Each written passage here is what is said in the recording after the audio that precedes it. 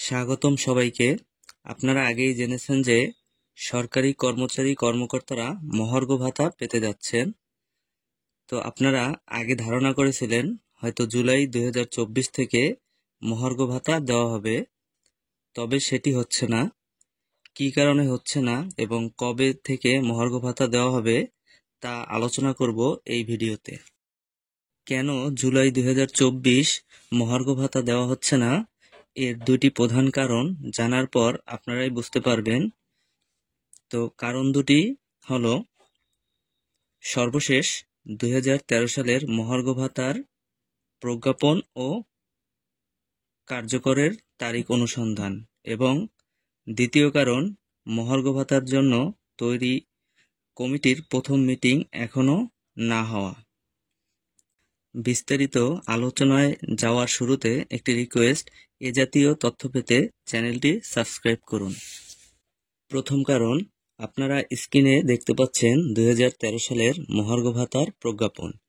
এখানে অর্থ মন্ত্রণালয়ের অর্থ বিভাগ এর স্মারক অনুযায়ী তারিখটি দেখুন, 7/10/2013, অর্থাৎ 2013 সালের অক্টোবর মাসে এটি প্রজ্ঞাপন হয় এবং এ স্মারকে বলা হয়, সরকারি, আধা সরকারি, স্বায়ত্তশাসিত সংস্থা, রাষ্ট্রায়ত্ত ব্যাংক এবং অর্থলগ্নি প্রতিষ্ঠানসমূহের সকল কর্মকর্তা কর্মচারী এবং সামরিক বাহিনীর সকল সদস্যকে অন্তর্বর্তীকালীন ব্যবস্থা হিসেবে তাদের মূল বেতনের 20% হারে মাসিক সর্বনিম্ন 1,500 টাকা এবং সর্বোচ্চ 6,000 টাকা মহার্ঘ ভাতা প্রদানের সিদ্ধান্ত গ্রহণ করেছে।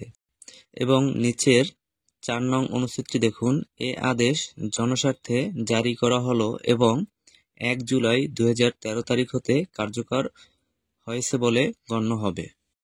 সুতরাং তারিখ দুটি দেখুন, প্রজ্ঞাপন হয় অক্টোবর 2013 এবং কার্যকর হয় জুলাই 2013, অর্থাৎ 3 মাসের মহার্ঘ ভাতা দেয় সরকার ব্যাকআপ হিসেবে।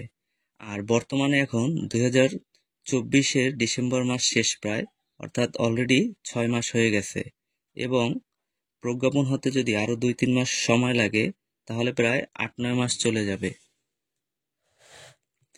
এই হিসাব থেকে বুঝতেই পারছেন অন্তর্বর্তীকালীন সরকার দীর্ঘ 8-9 মাসের ব্যাকআপ মহার্ঘ ভাতা দিবে না।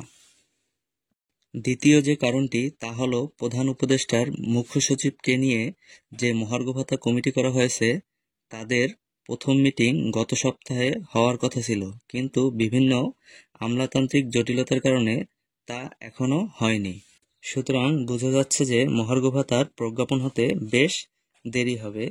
এছাড়া গত সপ্তাহে প্রথম আলোর রিপোর্টটি দেখুন, পরিকল্পনা উপদেষ্টা ওয়াহিদুদ্দিন জানান, এবার মার্চ মাসে নয় বরং জানুয়ারি মাসের শেষের দিকেই তারা সংশোধিত উন্নয়ন বাজেট করতে চান। আপনারা জানেন যে উন্নয়ন বাজেট থেকেই মহার্ঘ ভাতার জন্য বরাদ্দ রাখা হয়েছে। সুতরাং জানুয়ারি 2025 থেকেই আপনারা মহার্ঘ ভাতা পাবেন, নিশ্চিত থাকেন।